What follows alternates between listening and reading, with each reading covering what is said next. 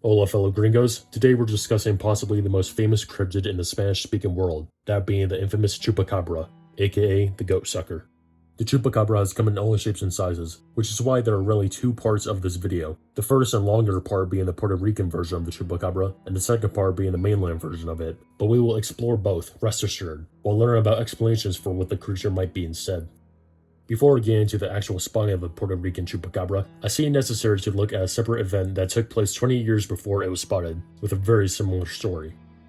In 1975, in the town of Moca, Puerto Rico, 21 animals including cows, geese, pigs, and goats were found dead, all having 2 puncture wounds on their necks. Not only were there penetrations in their necks, but after the autopsy, it was found that all the animals were found to be drained of their blood, and after 2 weeks of slaughter, over 90 animals will succumb to a similar fate. However, the police will report these incidents as just some rabid dogs looking for a meal. But many didn't believe the report, and after the press picked up the story, the creature would come to be known as El Vampiro de Moca, the Vampire of Moca. But this will mostly remain a local legend, with not much news outside of the region, except for a small news article here and there. But this is when the story becomes interesting. In 1995, in the city of Canovanas, on the opposite side of Moca, and 20 years after the vampire stopped its terror, animals in the city were killed in a gruesome way, with 2 punctures in either the animal's neck or abdomen, the same way the animals of Moca had died. But no one knew what the beast actually looked like, until reports started to come out saying that it was 3 to 5 feet tall, had fangs, either red or black eyes, a hunchback, and was either covered in scales or quills. But it was Madeline Tolentino and her mother that gave a description that will make it international news. They said the animal had 2 thin arms, with 3 fingers and 3 toes, dark eyes that went up its temples and spread around the sides, no ears, 2 holes for its nose, and feather spikes down its back. Madeline will say to the news that she saw the devil. By April of 1996, over 2,000 animal deaths were connected to the Chupacabra, with guards being stationed at farms, families escorting their kids home after school, and many fleeing the area. The mayor of the city, Juan Soto, who was seeking re-election, formed a great hunt for the beast in October of 1995, with 200 people, including heavily armed guards, taking up arms and joining him, with Juan himself dragging a goat in a cage that was attached to his truck, while carrying a giant crucifix on top of the truck. With this frankly badass display, it's needless to say that he won re-election, despite the hunt ultimately being futile, although he'll later get the cool nickname of Chemo Jones. It was also around this time that rumors started spreading on what the creature could be. Many say it was local bats trying to get some liquids because of the flood.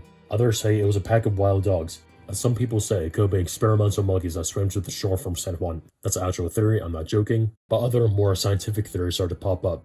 For example, the theory that the Chupacabra was a military experiment from Fort Buchanan, which was 40 minutes away from Canovanas, and had escaped custody. But it really wasn't until in July of 1995 that the mutilation stopped, and reports stopped coming in, with the beast finally receiving a name. Created by the radio host and comedian Silverio Perez, he had given the name El Chupacabra, meaning the goat sucker in English. By the way, before any people who may be taking Spanish lessons try to comment that, Vietnam, Chupacabra has at the end, so therefore it should actually be La Chupacabra. Trust me, I looked it up. The internet said it was mostly using L, okay? Please don't be upset. No manches, way. However, it will be a little after the events of the Puerto Rican Chupacabra that a new one will appear. One that will span from as far south as Chile and as far north as Maine, USA. This one being much more dog-like. This one will also execute animals in the same way the Puerto Rican Chupacabra would as well, with 2 puncture wounds in its neck and much of the blood sucked from said animal. The best description I could find for the mainland Chupacabra will be an instance in the year 2000 with a rancher called Talavera, who both his and his neighbor's sheep have fell victims to some sort of animal, so he staked out one night to try and kill and capture the beast. After seeing the animal, he shot and killed it that very same night, and took it to a vet specialist who looked over it. The vet found that the dog-like creature had great eye cavities, smooth, bat-like skin, big claws, large teeth, and a crest sticking out from its main vertebrae. The vet believed that it could have been a hybrid animal, created through genetic engineering, with some people in the office saying that it looked so weird that it could be a cross between a wolf and a crocodile. It was so interesting that it was sent to the National Autonomous University of Nicaragua. And on September 5th, 2000, the results came back. They said that it was a dog with mange. Pretty underwhelming, I know. However, when the body of the supposed dog was returned to Talavera, he would claim that someone switched the body with the dog, saying that, "This isn't my goat sucker. Do with that information as you will." But thousands of more sightings will happen, with even a couple of supposed spawns as far as Russia and the Philippines. But the most common explanation for these beasts is that they were just wild dogs with mange.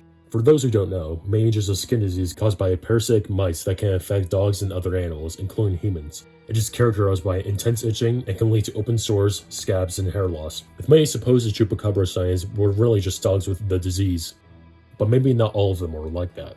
The final and most interesting story, in my opinion, is something that happened in the year 2007 in Victoria, Texas. Dr. Felice B. Kenyon had claimed that she saw a Chupacabra before it started terrorizing her ranch. After a few days of trying to catch the creature, it was ran over. And after taking it back to her ranch and taking pictures of it, in her own words, she has sent DNA samples at 5 different universities. All of them came back identical. They did not match any animal in the archive. And so ends the story of the Chupacabra, from its origins in Puerto Rico to the global phenomenon that it is now, being used in thousands of kinds of media. However, the question still stands. Does the Chupacabra actually exist, or is it just humans mistaking other disease animals with a legendary creature? That, dear viewers, is up to you to decide. Let me know your opinions on the creature in the comments below. I would love to hear your theories on it. As always, if you appreciate my content, feel free to subscribe. If you think the video was decent enough to sit and watch till the very end, consider leaving a like. In the meantime, thanks for watching and God bless.